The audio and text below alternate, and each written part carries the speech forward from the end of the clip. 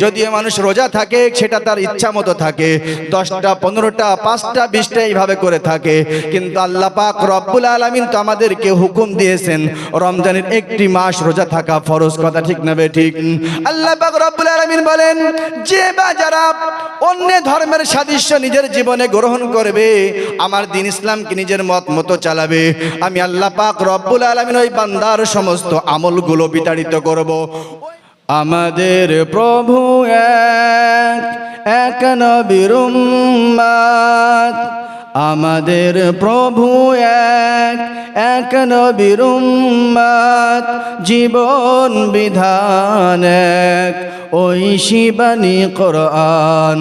তবে কেন এক নও হে মুসলমান, এক হও করি আহ্বান।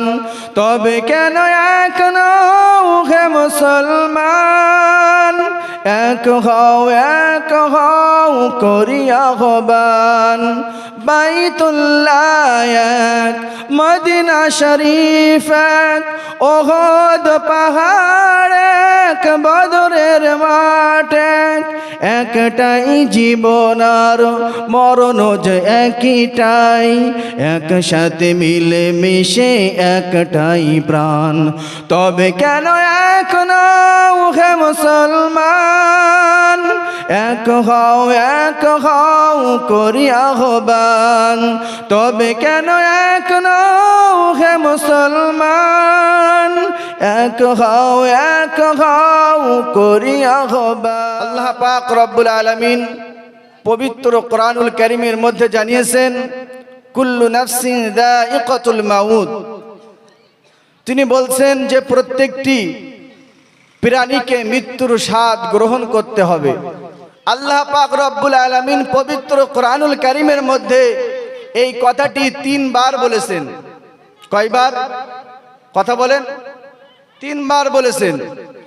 একবার বললেই তো হতো যে সকল প্রাণীকে মৃত্যুর স্বাদ গ্রহণ করতে হবে, কিন্তু কেন তিনি 3 বার বললেন?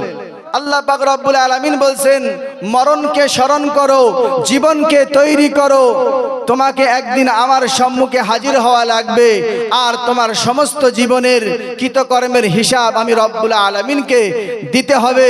যদি তুমি তোমার কৃতকর্মের ফল যদি খারাপ দিকটা বেশি ভার হয়ে যায় আর ভালো দিকটা কম হয়ে যায়, তাহলে তুমি শুনে রাখো তোমাকে জাহান্নামে যেতে হবে। তো আল্লাহ পাক রব্বুল আলামিনকে যদি আমরা প্রশ্ন করি যে কেন আমাদের এই হায়াত এই মউতকে তৈরি করা হলো, এই হায়াত মউতের ব্যবস্থা কেন করা হলো, আল্লাহ পাক রব্বুল আলামিন স্পষ্টভাবে কোরআনুল কারীমের মধ্যে জবাব দিয়েছেন। আল্লাহ পাক রব্বুল আলামিন পবিত্র কোরআনুল কারীমের মধ্যে সুন্দর করে বলছেন আল্লাযী খালাকাল মাউতা ওয়াল হায়াতা লিয়াবলুয়াকুম আইয়ুকুম আহসানু আমালা। আল্লাহ পাক রব্বুল আলামিন বলেন আমি তোমাদেরকে হায়াত এবং মউতের ব্যবস্থা এজন্যই করেছি তোমাদের মধ্যে সবথেকে কে বেশি কর্মে ভালো, কে বেশি ভালো কাজ করে, এই ভালো আমল করে, ভালো কাজ করে, এই জন্য আমি আল্লাহ পাক রব্বুল আলামিন হায়াত এবং মউতের ব্যবস্থা করেছি। পড়েন সুবহানাল্লাহ। আল্লাহ পাক রব্বুল আলামিন বলছেন হায়াত এবং মউত এজন্যই দিয়েছি। আল্লাহ পাক রব্বুল আলামিন বললেন যে বেশি আমল করতে হবে, কথা বললেন না। আহসানু আমালা, আল্লাহ পাক রব্বুল আলামিন বললেন ভালো আমল করতে হবে। ভালো আমল কি? আল্লাহ পাক রব্বুল আলামিন 5 ওয়াক্ত নামাজ মানুষের উপরে ফরজ করে দিয়েছেন, বছরে একটি মাস রমজানের রোজা ফরজ করে দিয়েছেন, কিন্তু লক্ষ্য করলে দেখা যায় আল্লাহর হুকুম মানে না। যদিও মানুষ নামাজ পড়ে 2 ওয়াক্ত পড়ে, যদিও মানুষ নামাজ আদায় করে সপ্তাহে 1 দিন করে, যদিও মানুষ রোজা থাকে সেটা তার ইচ্ছা মতো থাকে, আমরা কি করি? ইচ্ছা খুশি করি, আমরা নামাজ আদায় করি, ইচ্ছা খুশি করি সপ্তাহে 1 দিন। আর যারা 5 ওয়াক্ত নামাজের মধ্যে 1 ওয়াক্ত 2 ওয়াক্ত পড়ি ইচ্ছা খুশি, আল্লাহ পাক রব্বুল আলামিন পবিত্র কোরআনুল কারীমের মধ্যে বলছেন ওয়া মাইয়াবতাগি গায়রাল ইসলামি দীনা ফালাই ইউকবালা মিন। আল্লাহ পাক রব্বুল আলামিন বলেন যে বা যারা অন্য ধর্মের সাথে সাদৃশ্য নিজের জীবনে গ্রহণ করবে, ওই বান্দার সমস্ত আমলগুলো বরবাদ করে দেব। যে তার ইচ্ছা মতো আমল করেছে, কাল হাসরের ময়দানে আমি তার ওই সম্মুখে তার জীবনের আমলগুলো একটা পুটলা বেঁধে তার মুখে ছুঁড়ে মারবো। এবার চিন্তা করে দেখুন, তাহলে ইসলামকে মানা নিজের মত মতো চলবে না, নিজের ইচ্ছা মতো চলবে না। ইসলামকে যদি মানতে হয় আল্লাহর হুকুমে মানতে হবে। সুতরাং আমাদেরকে আল্লাহর হুকুম ও রাসূলের তরিকায় যেভাবে চলার কথা বলেছে যদি সেইভাবে চলতে পারি, আল্লাহ পাক রব্বুল আলামিন ওয়াদা করেছেন। কি ওয়াদা করেছেন? আল্লাহ পাক রব্বুল আলামিন বলেন, ইন্নাল্লাযীনা আমানু ওয়া আমিলুস সালিহাতি কানাত লাহুম জান্নাতুল ফিরদাউসি নুজুলা। আল্লাহ পাক রব্বুল আলামিন বলেন, যে ব্যক্তিটা আমলে সালেহ করবে, নেক আমল করবে, আমি আল্লাহ পাক রব্বুল আলামিন ওই বান্দাকে খুশি হয়ে জান্নাতুল ফিরদাউস দান করব। পড়েন সুবহানাল্লাহ। তাহলে নেক আমল করলে কি বলেছে? আল্লাহ পাক রব্বুল আলামিন আমাদেরকে জান্নাতুল ফিরদাউসের মেহমান বানাবে। কিন্তু আজকে আমরা নেক আমল ছেড়ে দিয়েছি, আমরা ইসলামের অনুসারী, কিন্তু ইসলামকে মানি মন মতো। আমরা খানা পড়া, শিক্ষা, চিকিৎসা, বিয়ে শাদী সব জায়গায় গায়ের তরিকার হুকুম মেনে চলি। কিন্তু আল্লাহ পাক রব্বুল আলামিন কি বলছেন? যদি গায়ের তরিকার কোনো একটা জীবন ব্যবস্থা কোন মুসলমান নিজের জীবনে ধারণ করে, তার জীবনের সমস্ত আমলগুলো আমি আল্লাহ পাক রব্বুল আলামিন বরবাদ বলে ঘোষণা করব। আর তার জন্য কি আছে? তার জন্য উত্তপ্ত জাহান্নামের আগুন, তার জন্য উত্তপ্ত জাহান্নামের আযাব আমি ওই বান্দার জন্য হাজির করে রাখব। জাহান্নামী যে সমস্ত মানুষগুলো হবেন, ওই জাহান্নামী আল্লাহ পাক রব্বুল আলামিন কোরআনুল কারীমের মধ্যে বলছেন, ওয়াকিলা লাহুম যুকু আযাবান নারিল্লাযী কুনতুম বিহি তুকাযযিবুন। যখন জাহান্নামীদেরকে জাহান্নামে নিক্ষেপ করা হবে, ওই জাহান্নামের দরজার কাছে মালিক ফেরেশতা দাঁড়িয়ে থাকবে।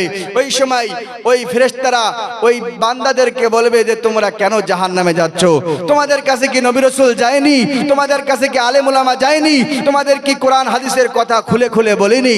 তখন বলবে ক্বালু বালা, অবশ্যই আমাদের কাছে এসেছিল, কিন্তু আমরা ফাআতারাফু বিযামবিহিম ফাসুহকাল লিআসহাবিস সাইর, আমরা মনে করেছিলাম এই সমস্ত সব কিছু আলেমদের বানানো, এইসব আলেমদের তৈরি করা। হ্যাঁ, আমরা আমাদের দোষ স্বীকার করছি। এই কথা বলার সঙ্গে সঙ্গে জাহান্নামীদেরকে জাহান্নামে নিক্ষেপ করতে যাবে মালিক ফেরেশতা।